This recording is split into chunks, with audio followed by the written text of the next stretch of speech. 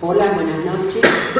Queremos agradecer a todos su presencia en este encuentro, cuyo lema es la importancia de la familia y allegados en el tratamiento del paciente bipolar. Me presento.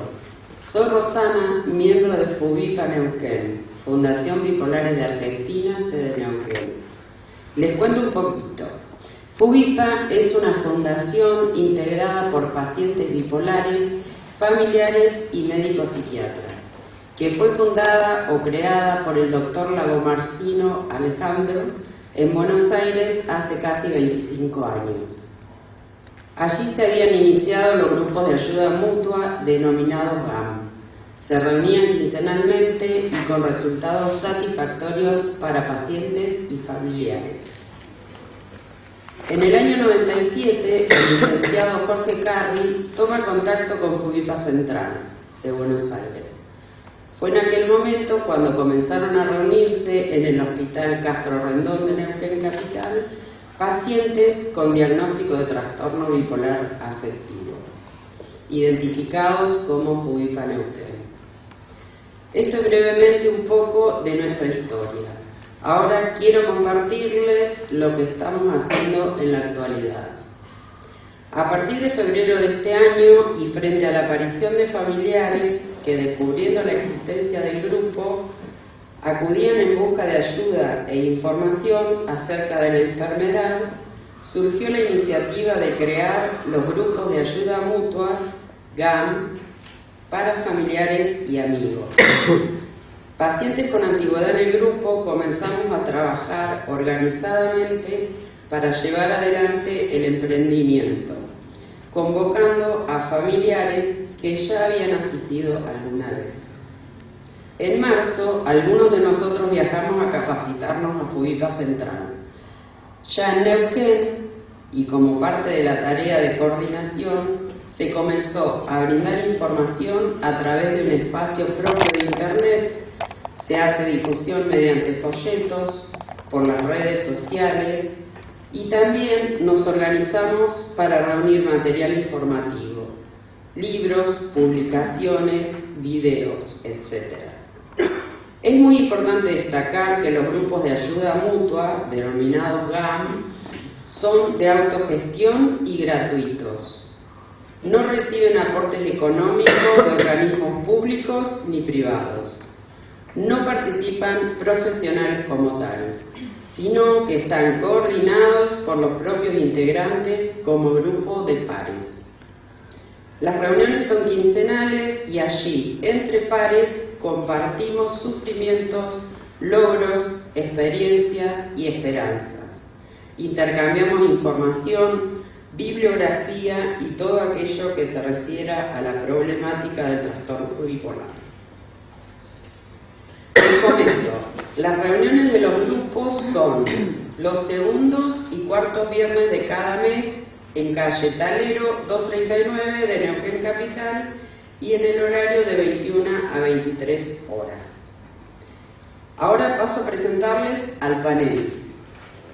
Silvia y Eduardo Hernando, madre y padre de un paciente bipolar, participan hace aproximadamente 10 años de manera activa en la coordinación de grupos de familiares de FUBIPA Central en Buenos Aires.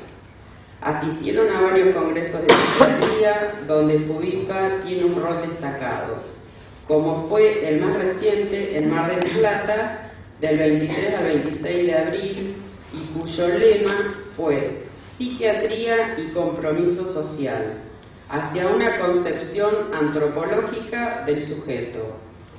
Agradecemos mucho a Silvia y a Eduardo por su solidaridad y apoyo a nuestra iniciativa de los grupos de ayuda mutua para familiares, dado que los gastos de traslado y alojamiento corren por su cuenta. Y contamos con la presencia de Graciela Stutman, psiquiatra, que está acá, jubilada actualmente del Hospital Castro Rendón y que es nuestro apoyo médico en esta actividad, a quien también agradecemos que esté hoy acá con nosotros. Bueno, les damos la palabra a Silvia y Armando y Eduardo, perdón.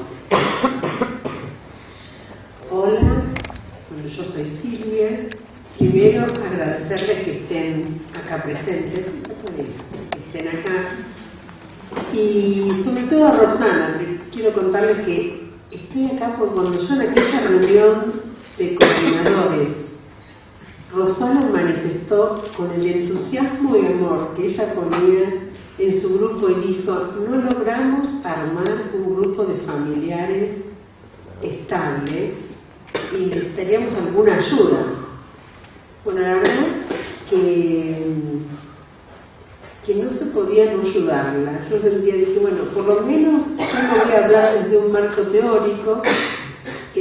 Mariano, nuestro hijo, hace 20 años que tiene 38, no, un poquito menos, y apareció a los 19, 20 años, y hemos hecho un largo camino. De lo que les vamos a hablar es de nuestra experiencia y los aportes que nos hicieron estos grupos de FUBIPA, porque el paciente sufre el trastorno, pero también afecta a toda la familia o a los seres queridos.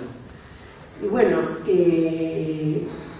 yo humildemente yo les quiero decir, bueno, los errores que fuimos cometiendo y que ahora a la larga los vemos más claros, y los aportes y transformaciones que pudimos hacer a través de los grupos.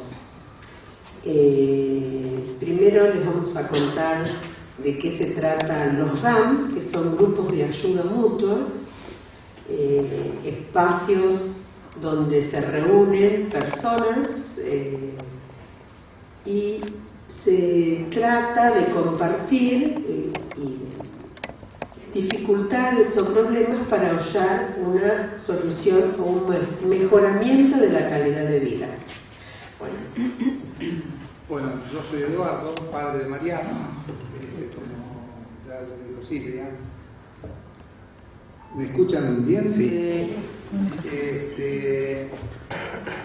Y bueno, la intención de esto, como recién acaba de decir Silvia, es dar nuestro testimonio de lo que hemos venido viviendo en estos años en los grupos de ayuda mutua, donde aprendimos muchas cosas que vamos a tratar de transmitirle en distintos aspectos de lo que es el trastorno bipolar. Hay en el GAN, como dice acá la pantalla esta, cada uno es libre de hablar y de callar, de expresarse libremente sus sentimientos y emociones sin censura ni reprobaciones. Es importante esto, que cada uno que concurre a los grupos de ayuda mutua exprese absolutamente con todas sus emociones y sensaciones lo que siente, sobre todo cuando viene por primera vez, que uno nos pasó a nosotros en las primeras veces que estuvimos concurriendo, que veníamos desorientados, angustiados, con dolor, impotentes ante el desconocimiento de lo que habíamos visto, que nuestro hijo había enfrentado un trastorno que empezamos a conocer recién en estos grupos, en su detalle, porque como casi todos los que sufren este trastorno, hay un diagnóstico que tarda muchos años.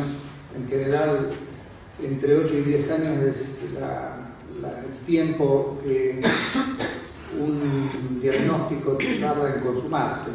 Lamentablemente es así porque es un trastorno de muchas veces, como recién hablamos con la doctora, que tiene una comorbilidad, es decir, que hay otras, detrás del propio trastorno aparecen otras,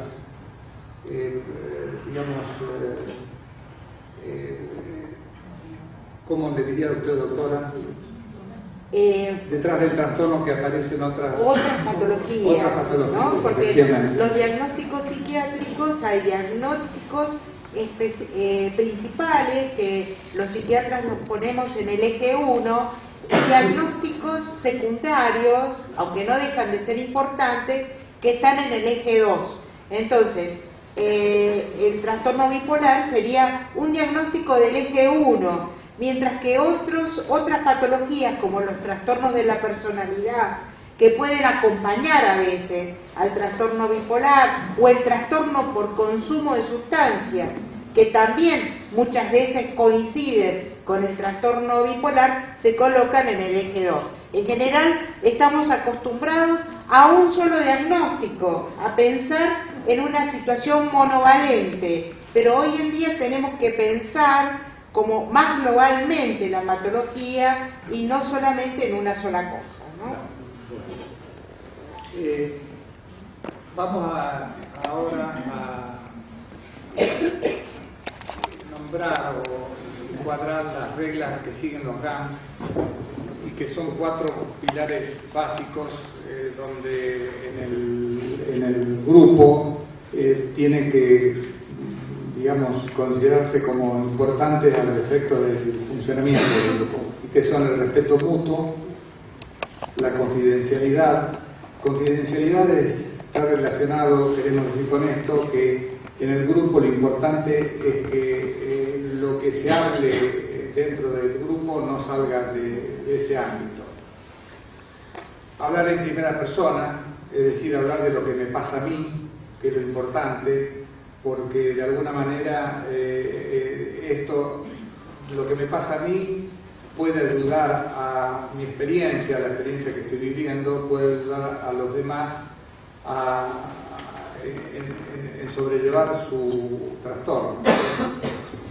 Yo quería agregar una cosita más con respecto al respeto mutuo para ampliar, que incluye 2 reglitas que no están acá.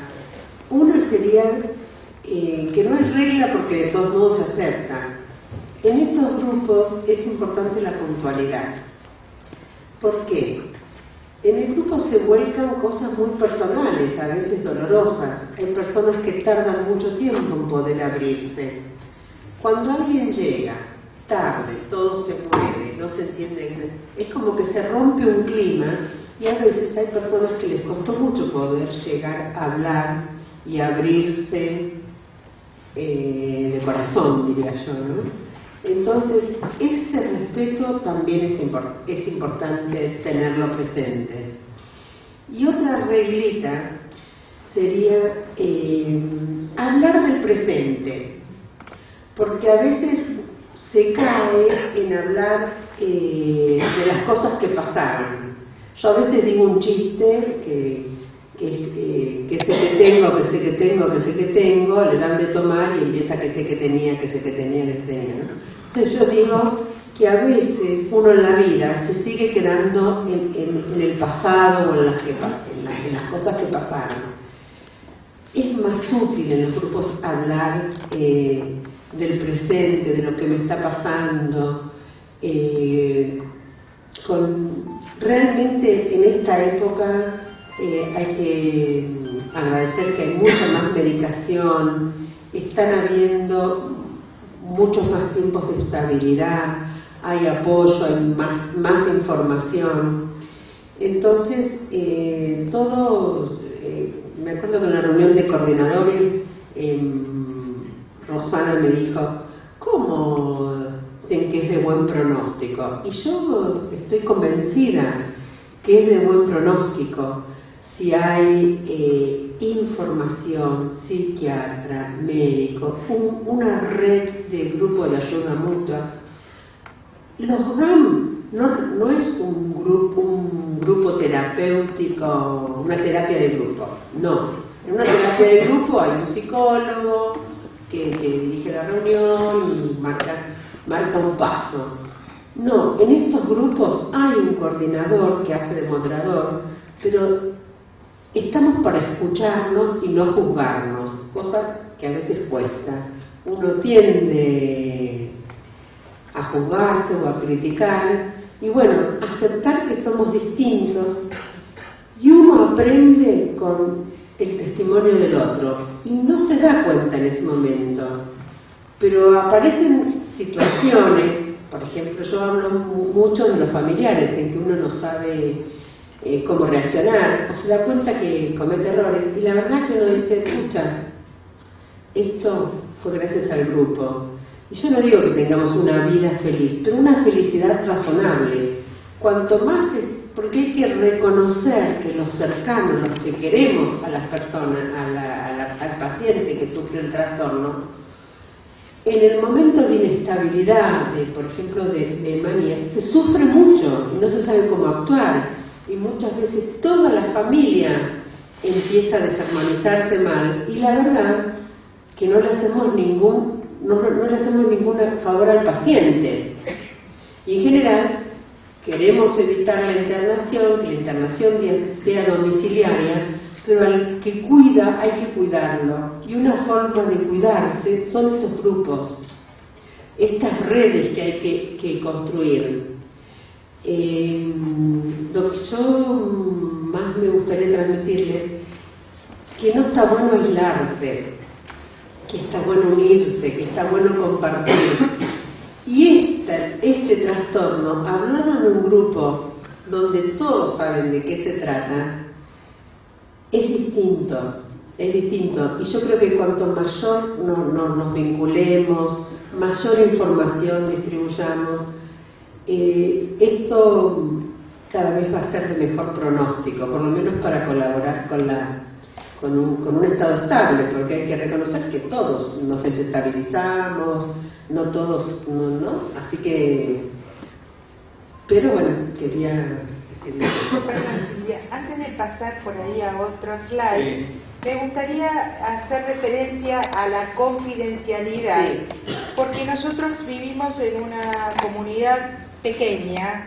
Neuquén es grande, pero no deja de ser pequeño, y uno se encuentra con los pacientes, con los vecinos, en el supermercado, en el cine, y eso a veces, puede ser un impedimento, un obstáculo para que algunas personas participen de un grupo de ayuda mutua.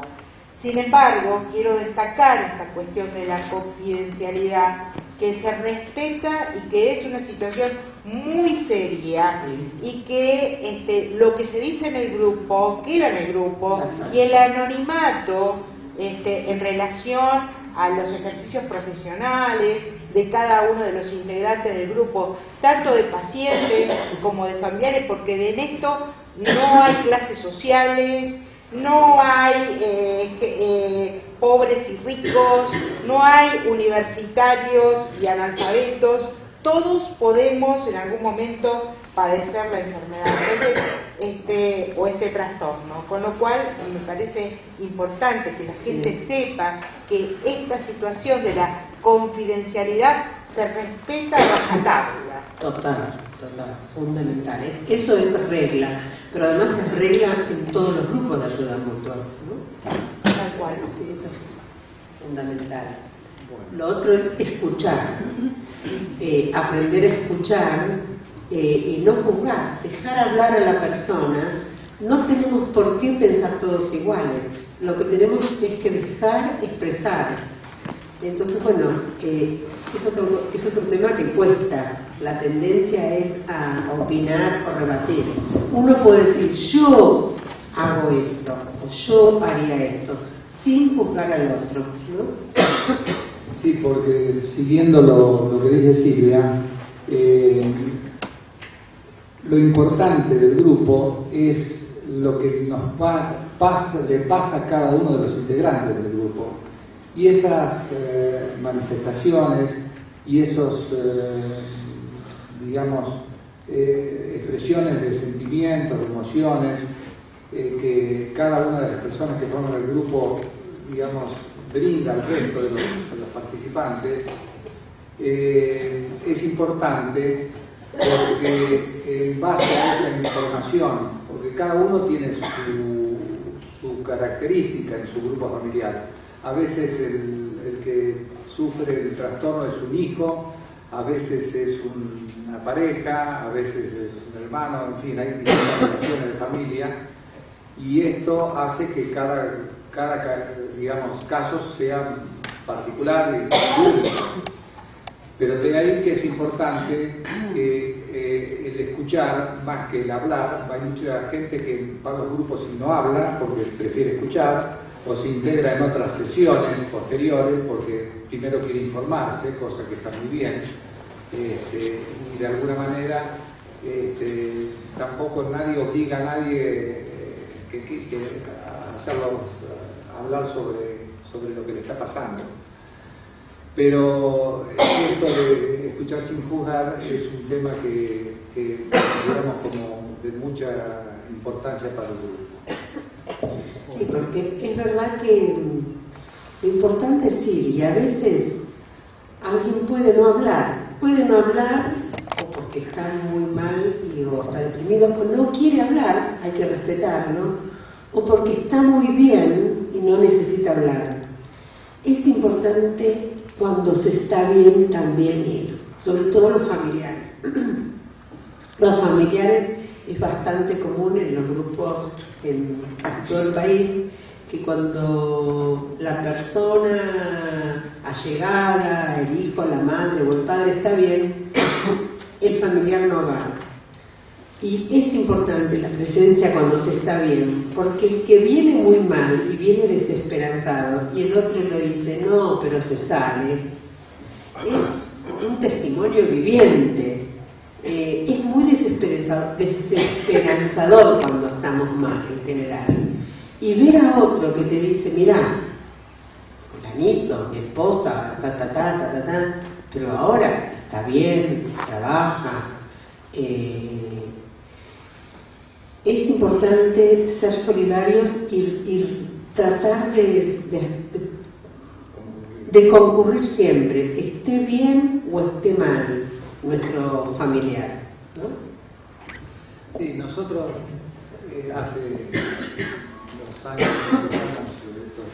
estos 10 años que empezamos, nuestro hijo no empezó a ir con nosotros. Nosotros empezamos a ir y recién como al año vino Mariano, porque no lo obligamos, dejamos que madurara un poco todo ese proceso que él necesitó para incorporarse al grupo. Y bueno, nosotros, él continuó yendo después en etapa de estabilidad, por el trabajo y demás, muchas veces los lunes no podíamos ir. Y nosotros continuamos porque nos fuimos dando cuenta de así como a nosotros nos había servido el grupo por los testimonios y las experiencias de los demás integrantes, entendimos que nuestras vivencias también le podían interesar a otros familiares. Y bueno, nos quedó como una necesidad de continuar yendo a los grupos y bueno, aquí estamos, ¿verdad? Bueno, no sé si... No, ahora pasamos a nuestro, pero quiero decir algo que decía Lobo Marcino en una de sus charlas y que me pareció importante. Él dijo, las organizaciones de ayuda mutua desempeñan una importante función en el cambio de las actitudes colectivas. Tiene que ver eso con la desestigmatización y trabajamos con la desestigmatización desde la información, desde nuestro ejemplo. Y bueno, estas agrupaciones sirven para cambios en el colectivo, en la sociedad colectiva. Así que bueno, a mí eso me parece importante. Ahora vamos a hablar no desde el marco teórico, sino cada uno de nosotros va a decir algo que sufrimos o errores que cometíamos con nuestro familiar y que pudimos ir transformando sin querer gracias al grupo. A veces el clic uno no lo hace enseguida. Entonces, bueno, lo que vamos a transmitirles es desde nuestra vivencia. Nuestro hijo, la bipolaridad, hay 3 grados. Él tiene el grado más fuerte, más grave, pero tengo que decirles que está estable, que terminó su carrera universitaria, que vive solo, que se sostiene solo. Y yo a eso estoy muy agradecida, Jubipa. Así que, bueno, les vamos a contar, nuestras sombras también, las barbaridades que también nosotros cometíamos, cada uno, o lo que nos sirvió el grupo de ayuda mutua a cada uno. Bueno, en la contención, ya lo hemos expresado, pero bueno, forma parte de estos aportes. Evidentemente, cuando nosotros llegamos al grupo, con un conocimiento ya del trastorno, pero de todas maneras angustiados y en algunos aspectos también desorientados por desconocimiento completo de lo que es el trastorno, porque el trastorno uno, bueno, va asimilándolo en la medida que va pasando el tiempo, se va informando, y en los mismos grupos nos van dando los elementos que nos permiten tener claridad sobre las características del trastorno. Entonces, en la primera etapa, la contención del grupo, en todos estos aspectos, en lo doloroso, a veces la impotencia que uno siente cuando el familiar está en crisis, cómo actuar, qué hacer, qué no hacer. Bueno, todos lo hemos pasado esto y no es fácil manejarse hasta que uno va adquiriendo las herramientas y los conocimientos, que estos conocimientos surgen de los testimonios, como hoy decíamos, de los demás familiares del grupo. Entonces uno va tomando de cada familiar o de cada familia los elementos que nos permiten, digamos, ir construyendo las herramientas para nuestra... No sé si a lo mejor me alejo mucho del micrófono. Te ubican enseguida. Si alguien pegue el grito. No hace falta, ahí al lado. Está Silvia que te... Ahí se tiene. Bueno, que alguien levante la mano. Tiene la secretaria.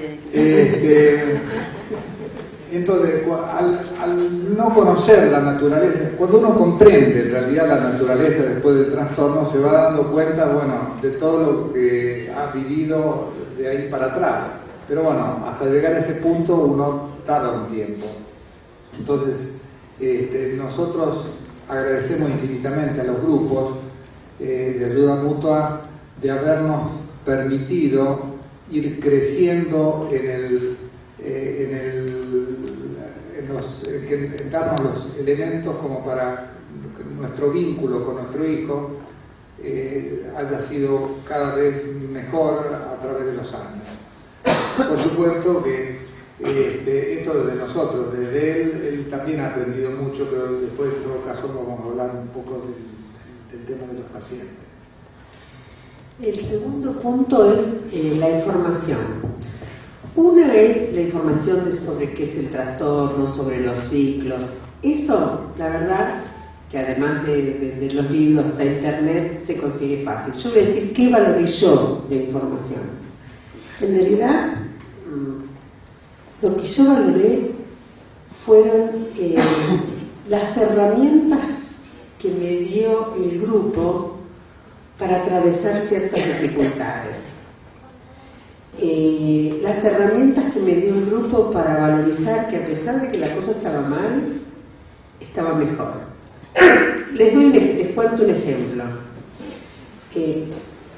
La realidad es que uno sueña con vivir en un estado de estabilidad. En muchos casos se da, mucha gente que hace 10 años, 15 años, mucho tiempo, bueno. La nuestra no fue así, tuvimos varios episodios. Pero alguien me hizo en un grupo valorar algo. Tuvo los episodios de manía y de depresión, pero de cada crisis la atravesamos, tuvimos avances positivos. Por ejemplo, en la primera crisis, que no entendíamos nada de lo que había pasado, que estábamos viviendo, estábamos de la mañana a la noche todos juntos, era un griterío, él gritaba, nosotros todos, bueno, era un caos mi casa. Los hermanos, en aquel momento Mariano tiene 18, la tiene 38, cuando esto apareció, 18, 19 años, los hermanos, uno furioso con él, otro, bueno, cada uno, la verdad que fue un caos. Primero no sabíamos si tardaron varios años. Afortunadamente, esto de los 8 años ahora se tarda mucho menos en el diagnóstico de la bipolaridad. Bueno, fueron varios años hasta que entró en estabilidad, sin medicación, no se sabía qué era lo que tenía, hasta que después de 3 años, otra vez. Bueno, ahí ya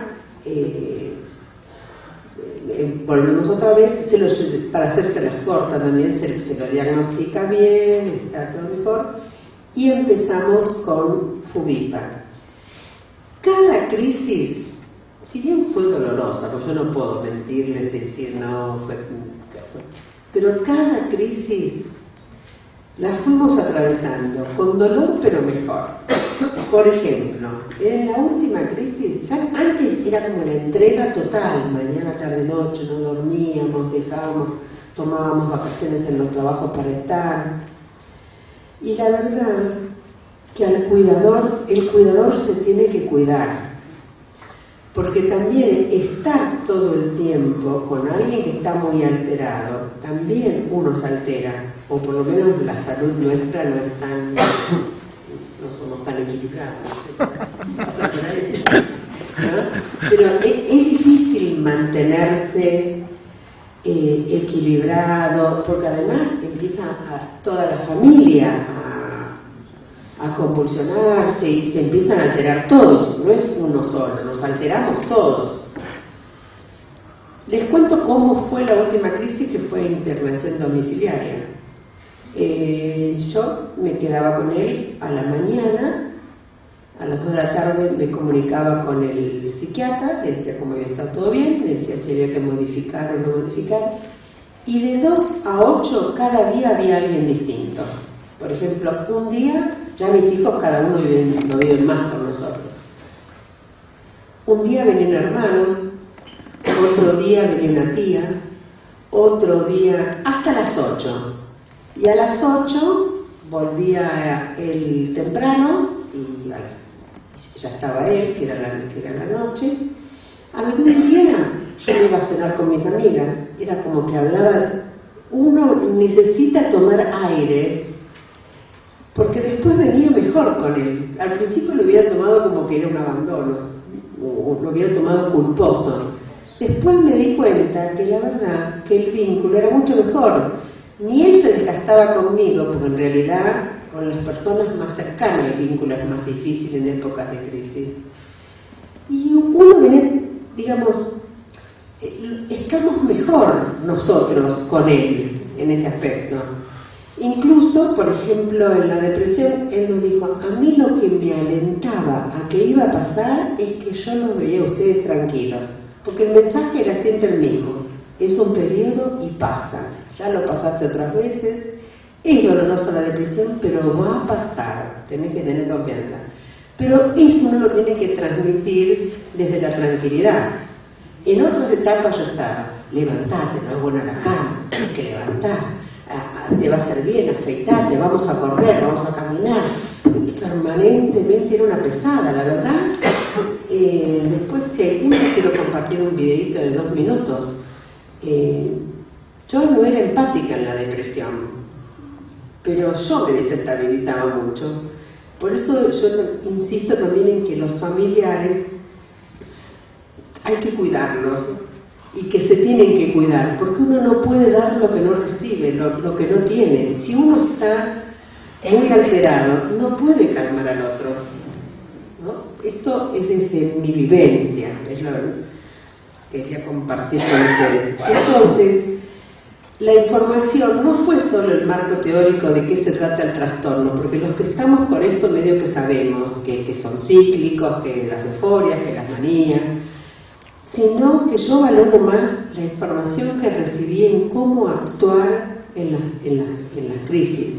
Valoro, que después vamos a hablar, el mapa de recursos que me dio como familiar y el mapa de recursos que Fubipa le dio también a los familiares.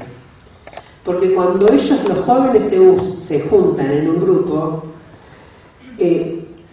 lo voy a decir como dicen ellos, Mariano me decía, a mí me fue más efectivo cuando uno me decía, che boludo, ¿qué querés? ¿Dejar la medicación y volverte a internar? Que yo que lo controlaba, tomaste la medicación, lo tomaste a las 5, que pasaron 4 horas, que pasaron 8 horas. A veces el grupo, un par, es más efectivo cuando alguien me dijo, dejá de escuchar a tu hijo, dejalo que ya está, porque los familiares nos desubicamos también. Cuando está en crisis, uno tiene que controlar, pero cuando empieza a estar bien, uno tiene que soltar. No es tan fácil ese momento. Y es ahí también donde uno se pone pesado, o yo me pongo pesada, mejor dicho, y yo me pongo pesada, y empieza a dar voces, porque él me decía, por ejemplo, yo qué soy para vos, tomate la medicación, ¿viste? Claro, uno se convierte en pesado. Entonces, está bueno que un padre te diga, y tiene razón, si ahora está bien, ¿viste? Y que me lo diga la esposa de no sé quién, que no me conoce y me haga ver que soy una pesada, por ahí es más efectivo que mi hijo me diga, tomate la medicación, ¿no? A veces, en mi caso, me resultó, y yo vi que el marido también, más efectivo esa red un poco anónima, si se quiere, porque donde nos reunimos nosotros vamos todos desde lejos. Es, por ejemplo, en la Lucila, pero hay gente que viene de General Rodríguez, otro viene de Escobar, otro viene de Pilar, otro viene... No tenemos la facilidad de juntarnos como ustedes, que pueden juntarse un día a tomar un café. No, nosotros nos movemos solos en las reuniones de Fubipa. Pero, bueno, yo quería compartir que por qué me sirve. Convengamos algo también, desde el Mariano, en este caso nuestro hijo, que toda esta evolución en su trastorno, él tuvo una cuota importante de contribución en su mejoramiento y en cómo encarar cada crisis que le ha aparecido, porque se ha cuidado más, porque ha sido más prolijo con la medicación. En el caso de él, y es un tema que, bueno, ahora ya que surge lo nombro, es muy importante que el paciente reconozca el trastorno, que padece un trastorno que tiene que tener determinadas conductas, porque eso contribuye enormemente a su estabilización. Entonces, la mejoría nuestra en nuestra relación con él también se fue, digamos, complementando con la aceptación por parte de él de un montón de conductas que antes a lo mejor era muy desviolado para tomar la medicación. Él la aceptó, pero hacía mucho desorden en el dormir, en las horas de descanso, en las horas del sueño. Entonces, ha habido conductas en él que han contribuido a que cada crisis sea más, digamos, más leve de alguna manera, más leve. A pesar de que, y esto ahora vamos a entrar en lo que es la anticipación de una crisis que se engancha con lo que vengo diciendo, y que está relacionado con lo importante de lo que se llaman pródromos. El pródromo es algo que en el paciente aparece, es una actitud o una conducta que se presenta en el paciente antes de que se dispare una crisis. Es decir, son pequeñas manifestaciones que de repente los que conviven con él, en este caso nosotros que, digamos, cuando convivimos con él, y ahora mismo también porque lo vemos con cierta frecuencia, que son conductas que para el resto de la gente que a lo mejor no está conviviendo con él son normales, pero para uno empiezan a ser la muestra de que está por empezar una crisis. En el caso de nuestro hijo, Mariano lo que se pone es una gorrita. Digamos, es una de las características. Cuando empieza a ponerse una gorrita, atente, acá empieza se puede disparar una crisis. Digamos, cada caso, cada uno tiene su caso. A lo mejor hoy vos no estar disfrutando, pero puede ser que se levante y se cepille 3 veces los dientes o 4 veces, qué sé yo. Conductas que son normales, pero entre comillas. Entonces, esto es muy importante porque cuando aparecen estos pródromos, si el que los padece el trastorno no se da cuenta de esto, porque Mariano no se da cuenta de repente, nosotros sí nos empezamos a dar cuenta, entonces enseguida tomamos contacto con el psiquiatra como para que hubiera una atención inmediata a lo que fuere, en el caso de alguna modificación de la medicación, o seguramente algunas otras herramientas que son necesarias en estas situaciones. Entonces es muy importante, primero hay que descubrir cuál es el pródromo. Digamos, en el caso de Mariano ocurría esto, había otros casos con otras características, pero esto es lo bueno de esto, es anticiparse a una potencial crisis.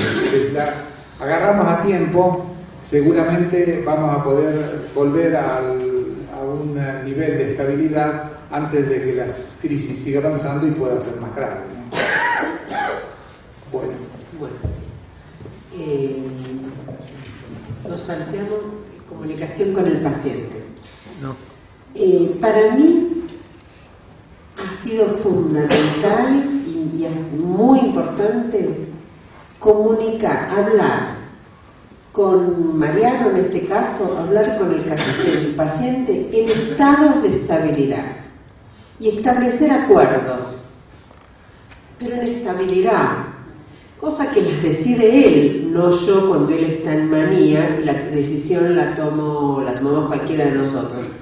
En realidad es respetarlo a él, porque en estado de estabilidad él sabe, después que pasó un tiempo, ¿no? Cuando la primer crisis es todo novedoso, pero después que pasó un tiempo y con toda la información de las macanas que se puede mandar cuando está en crisis, ya con él acordamos, hacemos acuerdos de cómo cuidarse. Por ejemplo, sacar la tarjeta de crédito, anular la tarjeta de crédito. No, se la retenemos, pero ahora ya nos la da él directamente. Digamos, esos son los progresos. En otras etapas, bueno, metió a la familia en una deuda o compras totalmente desproporcionadas. Ahora él mismo dice, no, sí, tomar la tarjeta de crédito. Otra medida, por ejemplo, les cuento, que eso lo acordamos. Cuando uno no está totalmente estable, cuando uno no está estable, no se toman decisiones importantes, ni compras, ni ventas. Hay que esperar a estar en estado estable. Hoy yo escuchaba que la doctora le decía a alguien, no sé, ¿no? ¿Cómo? No comprar ni vender. Ni comprar ni vender nada, ni tomar decisiones importantes en esos momentos. Entonces, bueno, pero eso está bueno acordarlo cuando uno está bien. Otro tema, que cada uno, hay un cartelito en el Templo de Apolo que dice conócete a ti mismo, para este trastorno más que ninguno. Cada uno tiene que conocerse un poco a sí mismo. Por ejemplo, Mariano se expone mal, él es docente, se expone mal con Facebook. Entonces ahora acordamos, yo tengo sus claves de Facebook y claves de otras situaciones, en que sabe que si cae en crisis yo le voy a bloquear todo, ¿no? Pero eso lo acordamos en estabilidad. Entonces no crea el conflicto, porque ¿quién sos vos para anularme esto? Porque uno no puede estar, o yo no puedo estar todo el día al lado de él controlando qué está haciendo con la computadora. No puede manejar, no puede salir, no puede hacer eso. Entonces el único entretenimiento era la computadora, pero hizo desastres, porque uno puede compartir su trastorno, pero también tiene que saber dónde y con quién. También hay que tener una visión realista. Hay actividades donde las que uno tiene que saber que por ahí no conviene compartirlo. Entonces, bueno, cada uno con su familiar, pero está bueno que hablen en estabilidad, porque el estigma que hay que sacar de la persona bipolar, cuando no está en crisis, que por ahí son muchos años, es una persona común y silvestre con los mambos que tengo yo, que tiene él, y que tiene derecho a decidir sobre su propia vida. Y por ahí saber en estabilidad ciertos, por ejemplo, cuando se presentan situaciones, los que estamos viviendo más tiempo con él, la relación es más desgastante. Estoy hablando de etapas de manía, ¿no? Entonces, con ciertas decisiones, la palabra final la va a tener un amigo de él, que es confiable, que es sensato, y que decimos, decide Rolo, en nuestro caso, ¿no? Que es un amigo más grande, más sensato. Entonces, son pequeñas pavadas, pueden decirme, pero que a nosotros nos lleva a vivir en una mayor armonía, o menor desarmonía, como lo quieran llamar, ¿no? Pero está bueno replantearse qué acuerdos hay que hacer con anticipación. Entonces, a mí, este punto yo lo quería compartir con ustedes. Acordar en estados de estabilidad con las personas más cercanas. Bueno, todo esto que estamos hablando, estos puntos que ustedes ven en la pantalla, son los fuimos aprendiendo en los grupos de ayuda mutua. Digamos, esto no lo leímos en ningún lado, uno va complementando obviamente toda esta información, pero con esto queremos decirles que, digamos, el valor de los grupos de ayuda mutua nos han permitido tener información sobre todos estos aspectos. Ahora, la comunicación con el profesional. Nuestra experiencia hablo de nuestra porque, bueno, en este caso, nuestro hijo y los dos hemos convivido con él muchos años. Bueno, ahora no convivimos, pero salvo las etapas de crisis, como la de hace un año y pico, que él estuvo un mes en nuestro departamento conviviendo, haciendo una internación domiciliaria. Porque fue una crisis, digamos, llevadera, digamos así. Entonces, la comunicación con el paciente, con el profesional.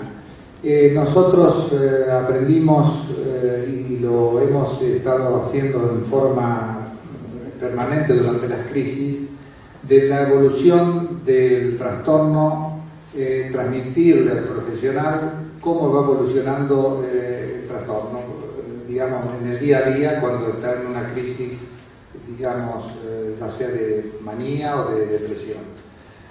Porque el profesional lo ve al paciente 2, 1, 3 veces por semana, depende un poco de lo que disponga el profesional, pero el familiar convive, en el caso que por el nuestro, nosotros hablamos de nuestra experiencia, por supuesto, cada caso es distinto, pero el verlo día a día, ver la evolución en el día a día y transmitir esta información al profesional, entendemos que le da al psiquiatra un mapa bastante completo que le permite hacer una evaluación del estado del paciente fuera de los momentos en que el profesional lo ve al paciente en su consultorio.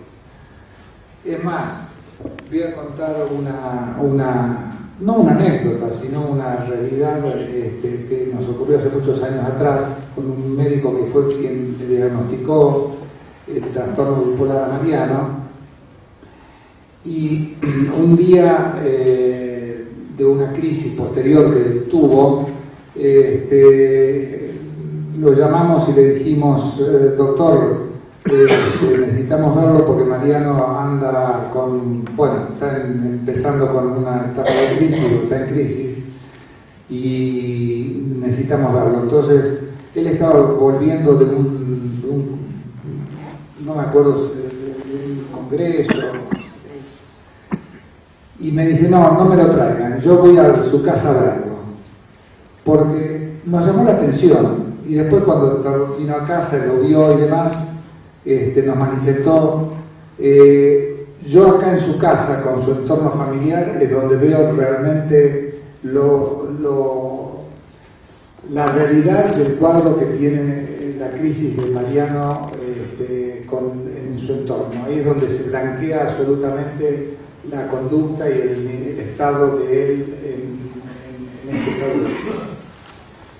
Entonces, la comunicación con el profesional, nosotros entendemos que es fundamental para darle este cuadro que necesita el profesional para continuar con la evolución de su tratamiento, ya sea en la modificación de la medicación o de lo que disponga el profesional del tratamiento, ¿verdad?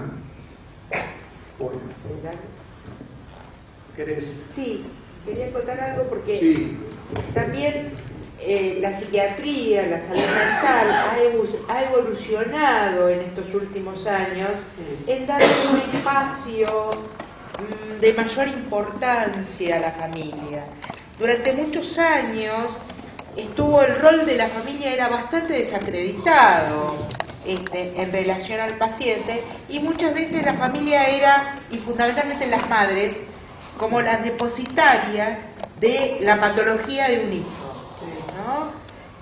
Y después se lo entregábamos a quien supuestamente había generado la enfermedad, se lo dábamos para cuidarlo. ¿Desde dónde? ¿No? Si habían generado esta situación, ¿desde qué lugar los psiquiatras pretendíamos devolverlo como para algún cuidado, ¿no? Entonces, en estos vaivenes también nosotros hemos evolucionado y la familia es como más escuchada. Sin embargo, no me cabe duda que en muchas situaciones podría ser que, porque nosotros a veces también estamos muy locos, porque tenemos mucho trabajo, por los impedimentos de las obras sociales, en el caso de las obras sociales, por la demanda de la salud pública y demás, no se le dé aún el espacio que a veces necesita cada familia en particular. Creo que la familia debe ser insistente en algunas situaciones para que su saber no sea descalificado. La familia sabe mucho en relación a su ser querido y tiene muchas cosas para transmitirle al psiquiatra. Entonces, la familia debe exigir ser escuchada. Y sobre todo en esto, en los síntomas prodrómicos. Sí, tal cual. Esto que vos decís es tan cierto. Yo la verdad que me quedé gratamente sorprendida en el último congreso acá en Mar del Plata, que estaba el presidente de APSA, Tagnaro, y estaba Hirsch, todos profesionales muy reconocidos, y fue una mesa en que estuvo una representante, una coordinadora de FUBIPA de Esquel, que cumple una labor importante, que después les voy a contar. Y ella dijo algo que en su trayectoria con su hija había tratado con muchos psiquiatras, y que descubrió que hubo psiquiatras que levantaban barreras y otros que construían puentes. Y entonces dijo, porque yo venía desde Esquel a Buenos Aires, y el psiquiatra la traía a mi hija, y ni siquiera me decía, bueno, ¿en qué situación está? ¿Pasó esto? No, yo con usted no tengo nada que hablar, la paciente es su hija. Decía, yo venía desde Esquel con toda una situación y no iba sin siquiera saber de qué se trataba, porque hasta yo sentía hasta maltrato, porque me veía como la culpable del trastorno. Y la verdad que los dos, tanto el presidente Hirsch, que es el presidente de no sé qué cosa, porque yo no conozco tanto, y Gutmann puede ser, también otro, y dijeron, no, y la verdad que estuvieron, nosotros nos hacemos cargo, pero fue la formación que recibimos también en la universidad. Los padres son los culpables, más o menos, o son víctimas de los padres.